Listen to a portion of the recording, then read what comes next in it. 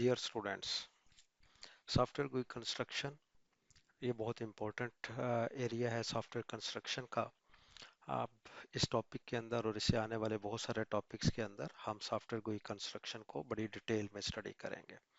जो चीज़ें जो एरियाज हम डिस्कस करेंगे उसमें यह है कि to suggest some general design principles for user interface design. So purpose is objective is to develop an effective user interface। एक effective user interface क्या होता है जिसमें कोई भी यूज़र जो है वो किसी भी तरह का है, खा वो नेव यूज़र है या एक्सपर्ट यूज़र है, while using that user interface he or she feels comfort while using uh, the user interface should provide easy to use to the user। सो वो कौन कौन से जनरल डिज़ाइन प्रिंसिपल्स हैं जो किसी भी यूज़र इंटरफेस को इफेक्टिवनेस प्रोवाइड करते हैं उनको स्टडी करेंगे। To explain different interaction styles. So कौन कौन से इंटरेक्शन स्टाइल्स हैं और यूज़र जो है वो किन किन इंटरेक्शन स्टाइल्स को गो थ्रू करता है उसको स्टडी करेंगे। To introduce styles of information presentation. Information presentation से मुराद ये है कि where it should be and how it should be presented. This will be studied in the next slides and in the next topics. So next is to describe the user support which should be built into the user interface। So इस area को study करेंगे कि if the user make mistakes while using the user interface, then the system must provide some corrective actions so the user can come up from that situation, and system must provide support and must provide help for the user to effectively use the user interface। Next हम study करेंगे to introduce usability attributes and system approaches to system evaluation।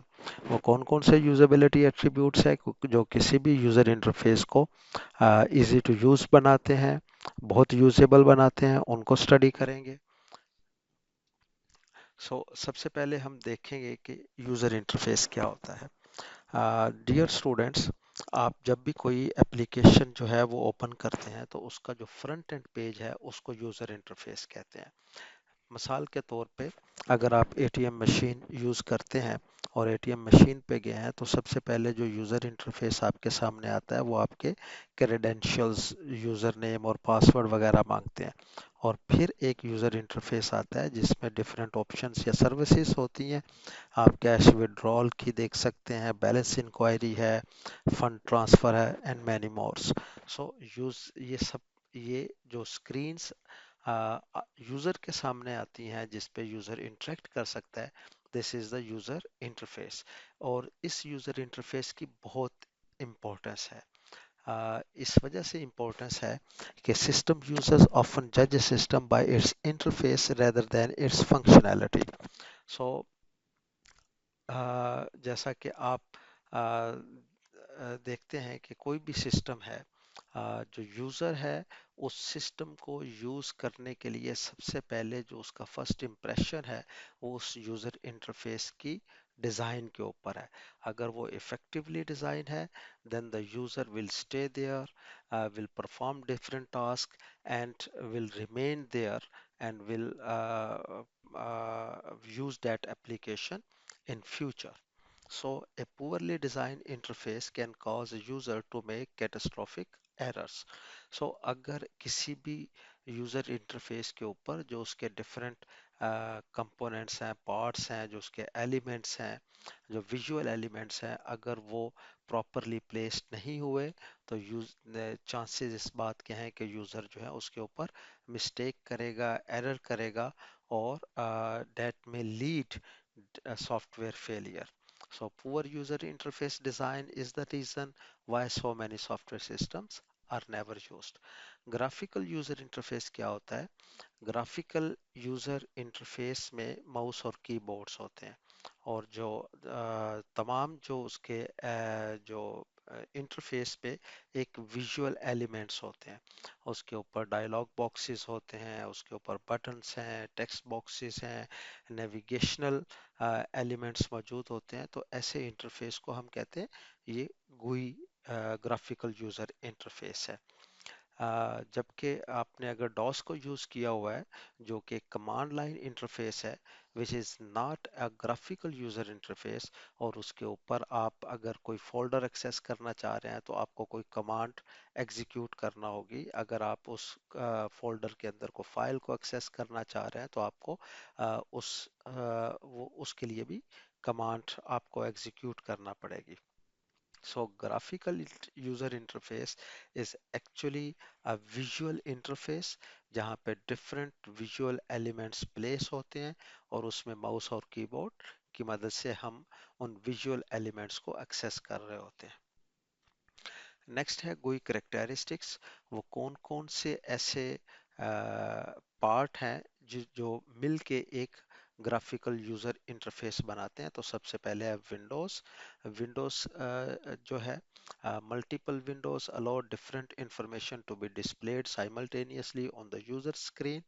अगर इसकी अगर example आप देखना चाहें, अगर हम एम एस वर्ड जो आप लोगों ने यूज़ किया हुआ है तो उसके ऊपर बहुत सारे मेन्यूज़ हैं। फाइल का मेन्यू है, व्यू का है, एडिट का है।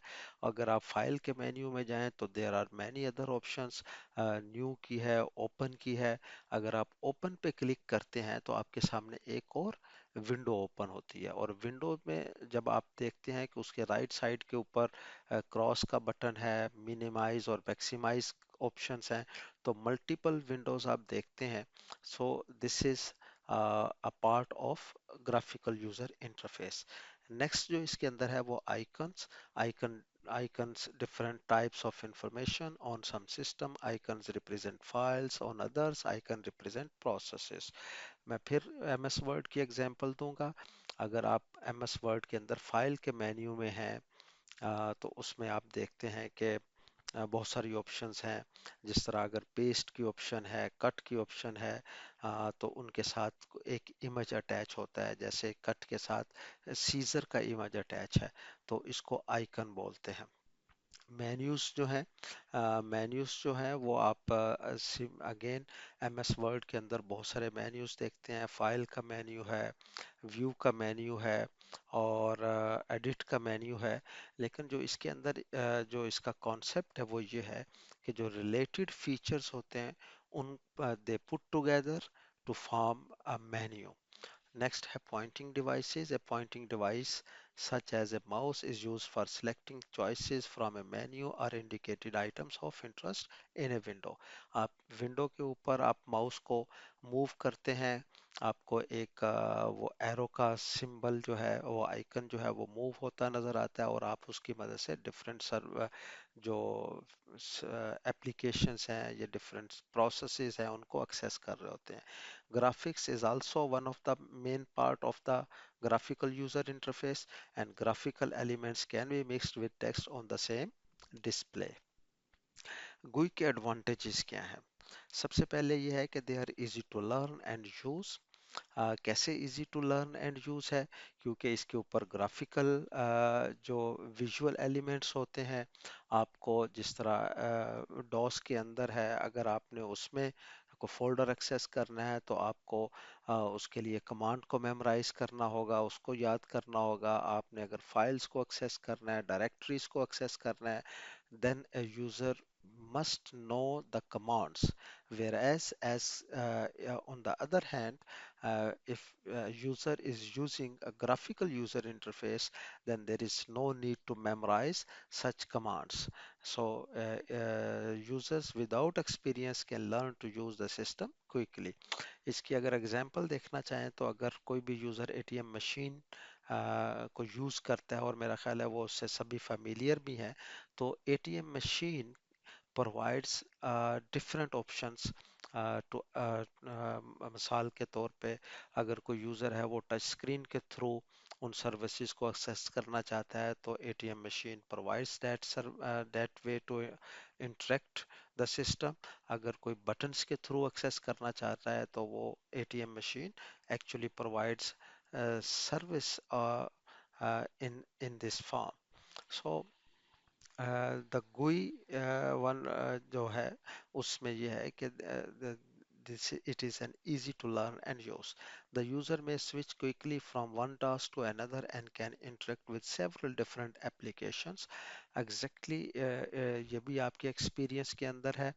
अगर आपने माइक्रोसॉफ्ट वर्ड ओपन किया हुआ है और उसमें कोई आप टेक्स्ट राइट अप कर रहे हैं और साइमल्टेनियसली अगर आपने माइक्रोसॉफ्ट पावर पॉइंट ओपन किया हुआ है तो आप साइमल्टेनियसली स्विच कर सकते हैं एक विंडो से दूसरी विंडो के ऊपर. This is one of the advantage of GUI. And the last one is fast full screen interaction is possible with immediate access to anywhere on the screen. Full screen के ऊपर आप mouse और keyboard की मदद से आप किसी भी विजुअल एलिमेंट को एक्सेस कर सकते हैं. This is the user interface design process. Uh, this is a very important what kind of things you should consider while designing a user interface, and wherever you are going to whenever you are going to design a user interface, you should follow this design process. और इन multi जो steps हैं इनको designer या developers जो है वो follow करते हैं while designing an effective user interface. इसमें सबसे पहले आप देख रहे हैं कि जो स्टेप है analyse and understand user activities. This is very important part. सबसे पहले जो डिजाइनर और डेवलपर्स हैं उनके लिए ज़रूरी ये है कि they should know the user very well. कौन सिस्टम को यूज़ करेगा, वो कौन कौन से स्टेक होल्डर्स हैं, उनकी कैपेबिलिटी क्या है, उनका एजुकेशन लेवल, उनकी कंप्यूटर लिटरेसी लेवल क्या है और किस तरह का सिस्टम है, ये जानना बहुत ज़रूरी है. और what kind of users are going to use the system and what are their capabilities. This will help the designer and developers to design a quality interface. So next step ये है कि produce paper based design prototype. तो सबसे पहले ये होता है कि और डिज़ाइनर या डेवलपर्स जो होते हैं वो एक पेपर के ऊपर एक प्रोटोटाइप डिज़ाइन करते हैं. और ये कोई वर्किंग प्रोटोटाइप नहीं होती, ये खाका सा होता है. और इसको अगर फॉर्मली इसकी डेफिनेशन है तो this is the non working edition of software, जिसके ऊपर कोई क्लिक नहीं किया जा सकता और ये डिज़ाइन किया जाता है. जब जो डिज़ाइनर्स हैं वो ये पेपर बेस्ड डिज़ाइन प्रोटोटाइप बना लेते हैं, then this design forward to the end users to evaluate design. and अगर उस डिज़ाइन में कोई इशू है तो एंड यूजर्स उसको फिर दोबारा डिज़ाइनर या डेवलपर्स को भेजते हैं जो उसके अंदर रिफाइनमेंट होती है और फिर ये प्रोसेस चलता है. And at the end if the user end user of the system accept that paper based design prototype, the फिर जो है डिज़ाइनर या डेवलपर वो एक डिज़ाइन प्रोटोटाइप बनाते हैं. ये डिज़ाइन प्रोटोटाइप भी किसी कंप्यूटर की मदद से डेवलप की जाती है और फिर वही इवेल्युएशन प्रोसेस जो है वो चलता है. एंड यूजर्स उसको इवेल्युएट करते हैं, उसमें रिफाइनमेंट की जाती है. And if the end user accept that design prototype, then the developers or designers produce dynamic design prototype. ये जो डायनामिक डिज़ाइन प्रोटोटाइप है ये समहाउ वर्किंग होती है और ये जो है इसके अंदर it can take some values and produce some output. और फिर ये जो यहाँ पे जो डिज़ाइन की जाती है dynamic design prototype, it will again forward to end users for evaluation. और एंड यूजर्स उनको इवेल्युएट करते हैं, कहीं पे रिफाइनमेंट है तो वो सजेशन दी जाती हैं. एंड देन जो है वो एग्जीक्यूटेबल एक प्रोटोटाइप बनाई जाती है. ये एग्जीक्यूटेबल प्रोटोटाइप भी वर्किंग प्रोटोटाइप होती है. बहुत सारे फीचर्स इसके अंदर शामिल किए जाते हैं. And after the evaluation from the end users, if the end users are satisfied at this stage, then the finally designers and development designers implement final user interface. This is the user interface design process. ऐसा नहीं है कि straight away जो है वो आते हैं और user interface को डिज़ाइन किया जाता है। इसमें दो बड़ी इंपॉर्टेंट बातें हैं। एक तो ये है कि इवेल्युएशन प्रोसेस जो है वो बहुत सिस्टमेटिक है। हर स्टेज के ऊपर एंड यूजर से जो भी यूजर इंटरफेस डिजाइन किया जाता है उसको इवेल्युएट किया जाता है और उनके जो आमादगी के बाद वो यूजर इंटरफेस फिर नेक्स्ट स्टेज पे जाता है। And the foremost thing is that the designer must know about the users. So this is all about the user interface design process.